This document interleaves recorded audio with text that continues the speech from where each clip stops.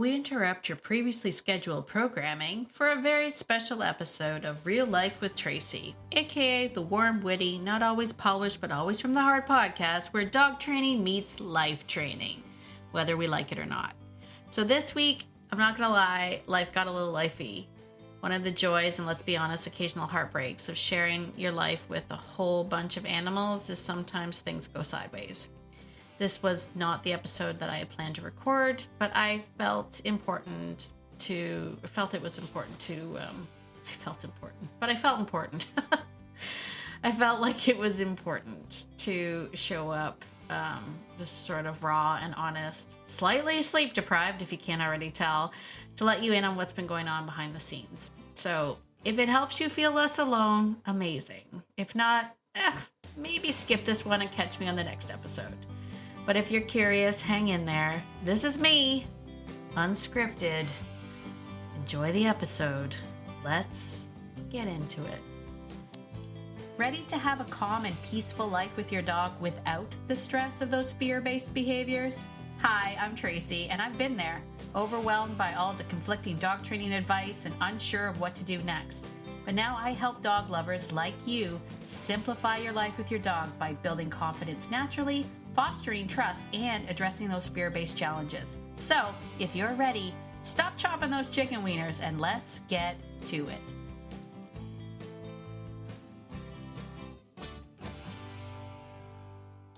Hey there, friend. Let me guess. You've already done, all the things, right? You've taken the classes, you've read the books, you scrolled the posts, you joined the Facebook groups, you asked the questions, you listened to the podcast. Wait, what? And yet, things still feel hard.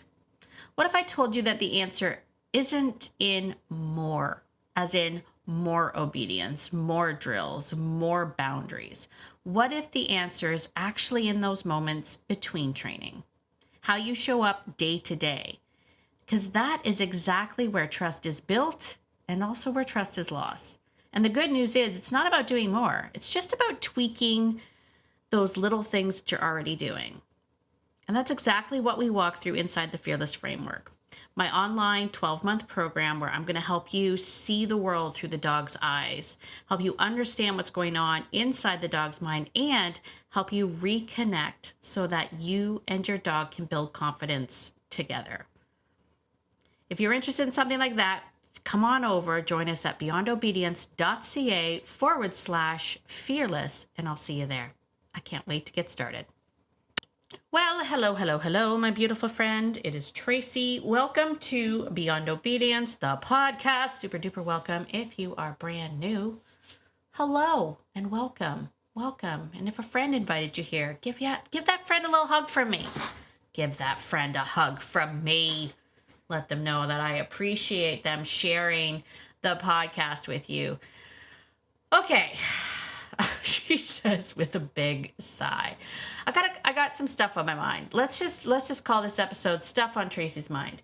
I got some stuff on my mind. First and foremost, I wanted to just do shout out to everybody who participated and are still participating in the 3-day Untrained Dog Challenge. If you haven't done that, if you're brand new and you're like, what is the Untrained Dog Challenge? You still have time.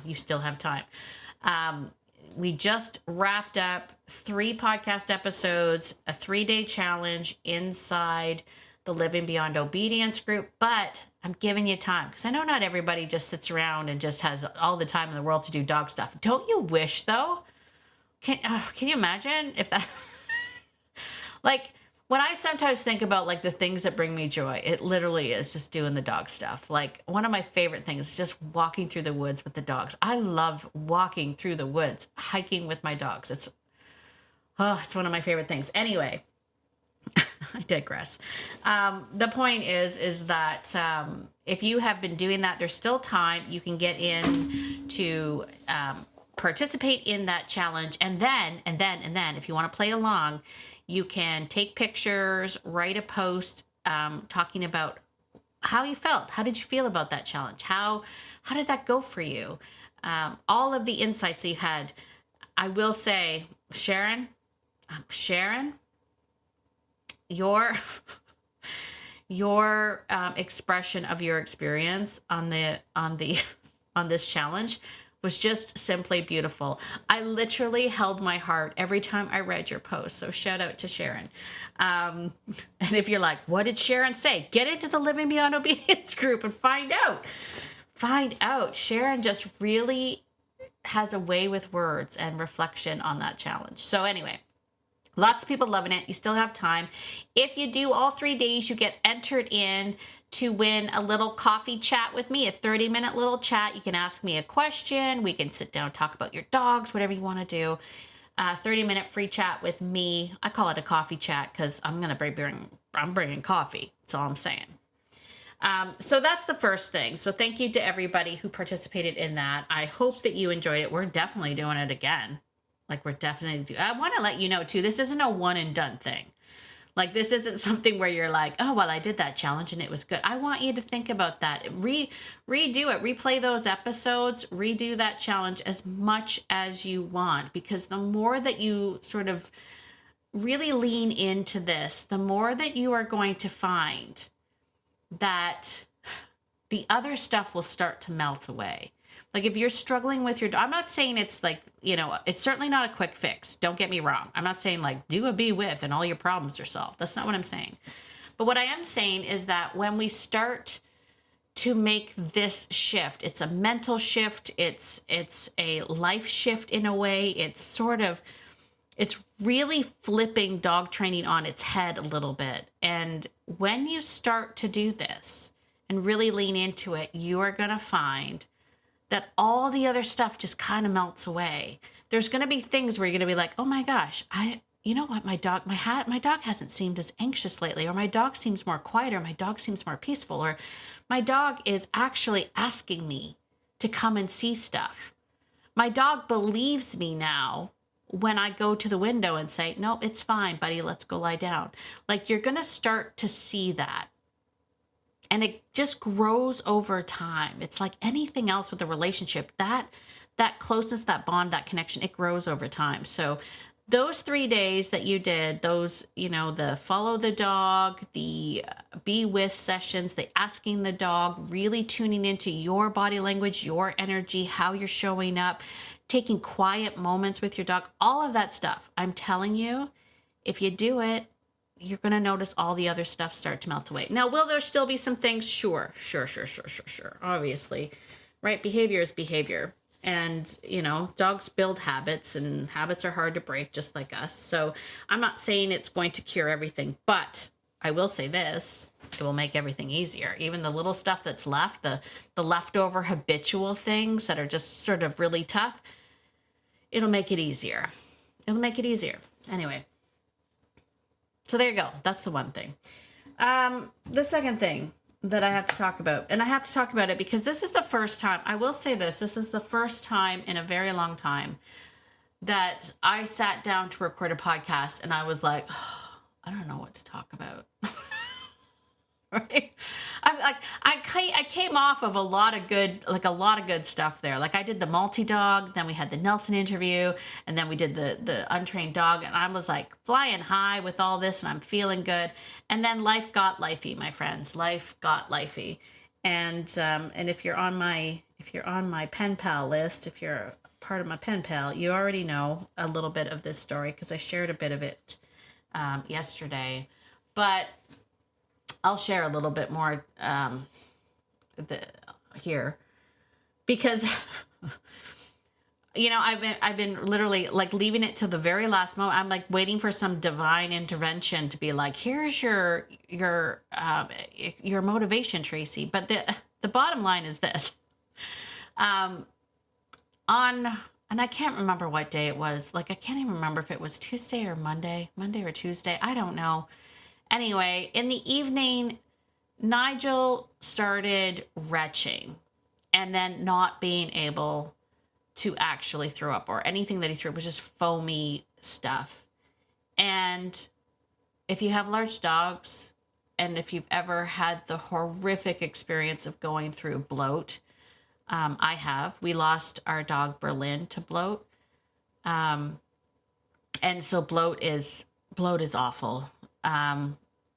It's just awful. And of course, I panic.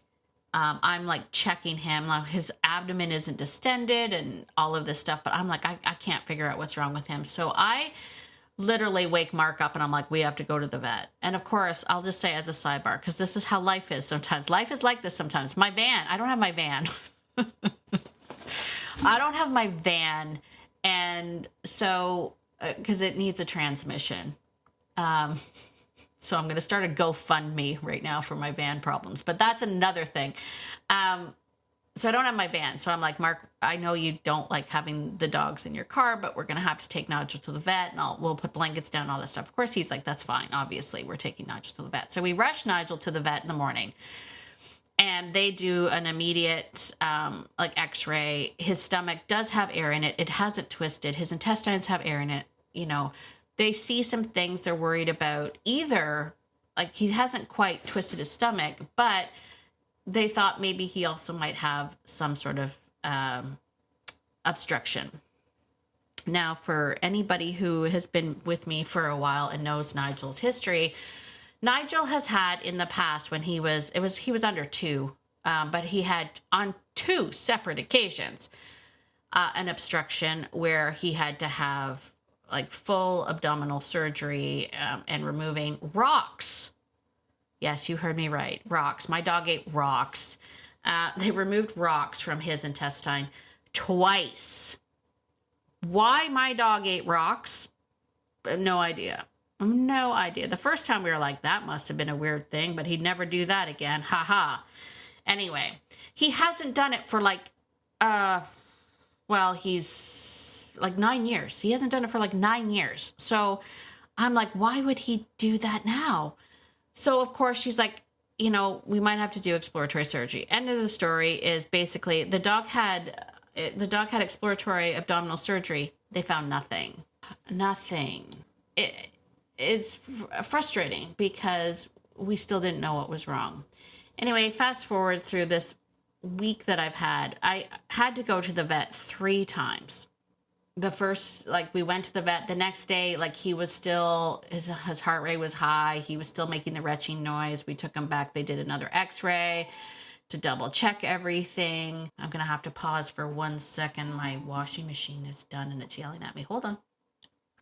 There we go. Sorry. That washing machine was my way of telling me I should just move on with this because this episode's going to get really long in the tooth. He had to go back for more x-rays. We still couldn't figure it out. The issue that I was having was that if I could get him to eat, which he didn't want to eat at first, if I could get him to eat, if he had any amount of water, and I mean any amount of water, he would vomit. We ended up, I took him in for the 3rd day, which also happened to correspond with Gunther's original appointment to get his puppy vaccines. You see what I'm saying about my week being a little bit crazy? So believe it or not, I had to take my son out of school on the 2nd day because Mark had to go to work. I had to take my son out of school. Mark had to take my daughter's car. I had to take Mark's car. Connor had to come out of school so that we could take like 2 dogs to the vet because I was like, I also have to bring this other dog. So we had cars going to the vet. I had a puppy that was getting his puppy vaccines. Of course, he gets car sick. So when we got there, he was covered in vomit and Nigel's got a cone. And I'm trying to think of puppy things, but also Nigel stuff. The end of it has been many sleepless nights because I stay up late stressing and panicking over the dog and obsessively checking his heart rate and his gums and all the things. And then on top of it, begging him to just keep food down. I got to a point where I had to stop giving him water because every time he drank water, he would just throw up everything. So the vet had given me fluids to give him sub-Q fluids. But the other dogs need water. Gunther dumped water because I put it up on top of his crate. And he jumped up on the crate because he's very athletic. And super, super smart, which normally I'd be like, yay, look at how smart you are. But instead I was like, oh my gosh, did you just he jumped on the crate, dumped all the water all over the floor and into the crates. And it was all over the place. And got a dog with a massive dog with a huge cone and he's knocking stuff over and I'm taking temperatures and I got fluids and all sorts of things all over the place. And needless to say, I have been the absolute worst version of myself this week. I have zero patience. I yelled at Gunther, I think, for the first time, and the look that this dog gave me was awful. Like, he had that look of like, who are you? Like for the first time, Gunther actually looked scared of me. And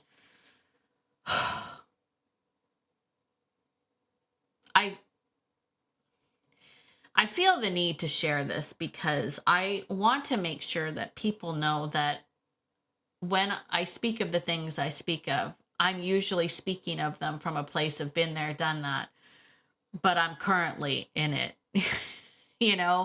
I'm currently in it, and I make mistakes and I lose my temper. And I will tell you that when I worry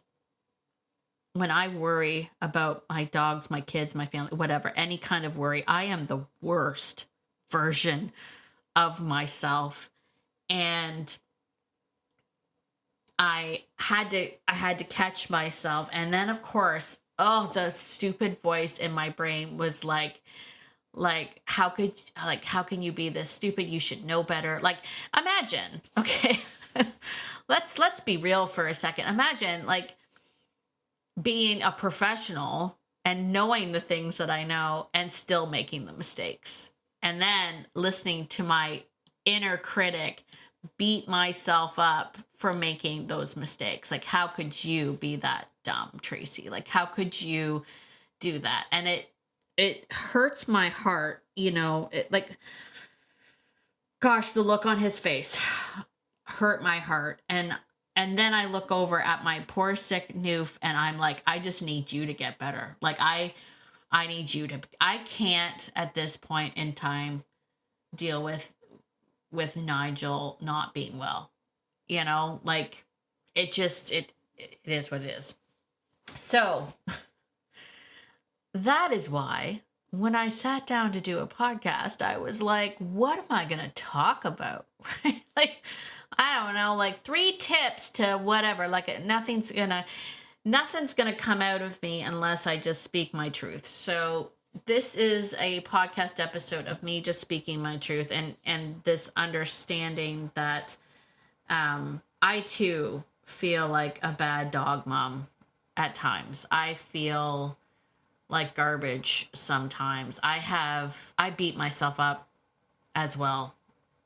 And I know that I should know better.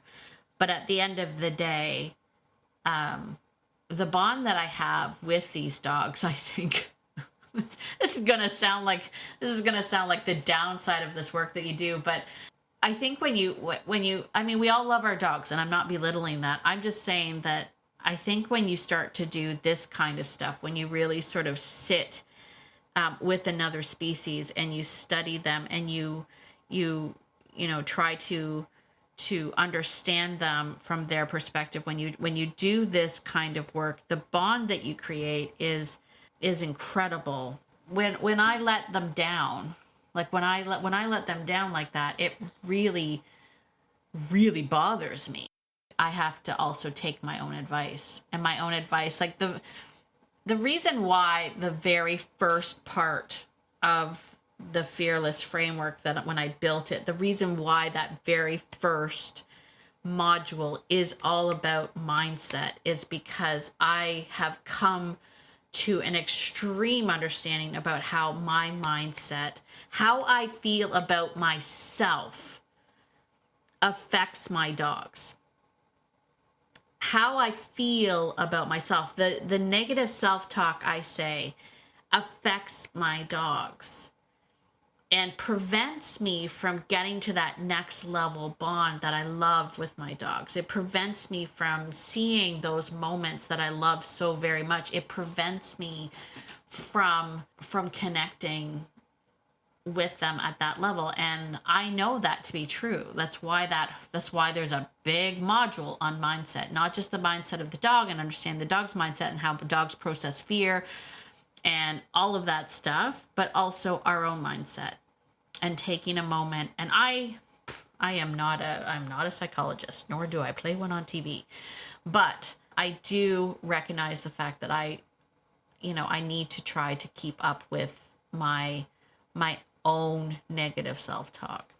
And this week has been really, really hard just because of lack of sleep and worry. I'm terrible when I worry.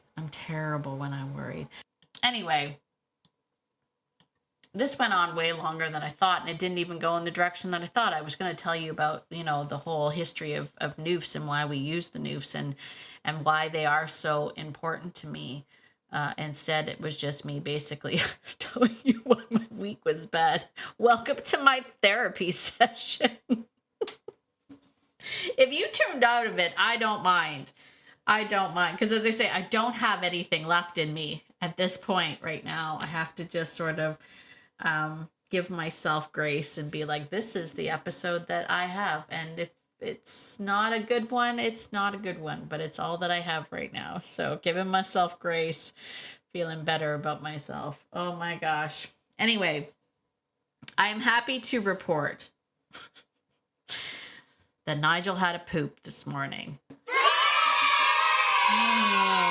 If you know, you know. If you know, you know, right? If you have ever had a dog that's had obstruction or any of these things or abdominal surgery, you know the biggest thing is to get the guts moving again. And so we celebrated the fact that obviously I've been getting some food into him without him throwing up everything, because he did have a poop this morning. So I am grateful for that. Anyway, does this have any call to action? Not really. I guess the moral of this story is I speak from experience, friend. When I tell you about mindset, I speak from experience. I know, I see how it affects my dogs and everything when I am like this, and I will work harder to be better. I mean, well, I don't know how yet. I don't know how to not worry. If anyone has any tips on how to not worry, I'm a worrier. Are you a worrier, friend? I'm a worrier. I worry a lot. I worry about things a lot.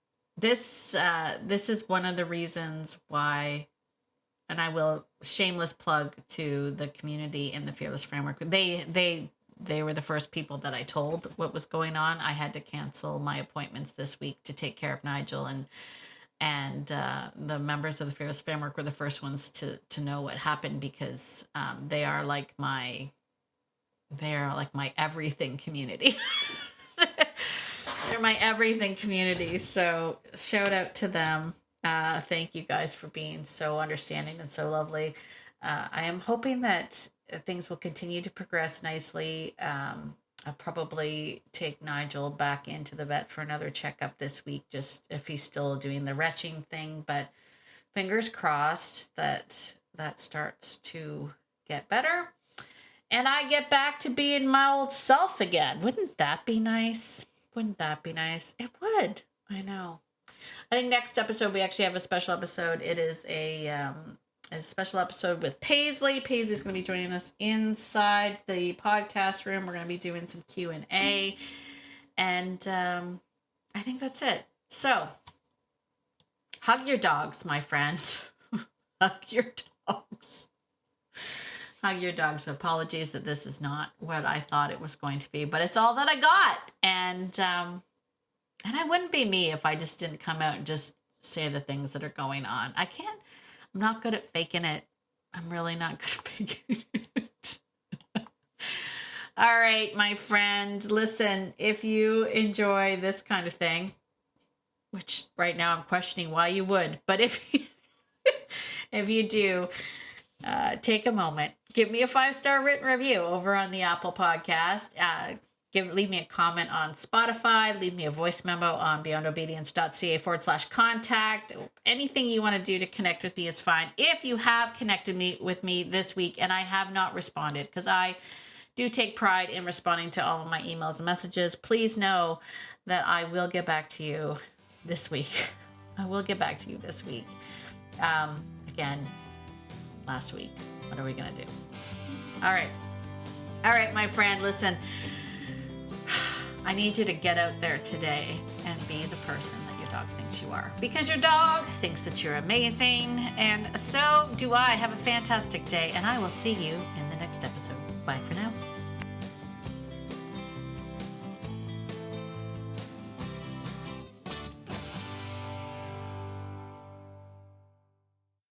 Oh, and one more thing. This podcast is meant for entertainment and education purposes only. It's not meant to replace hands-on professional training. If you're really struggling with your dog, please reach out to a professional in your area. All right, I think that's it. Bye for now.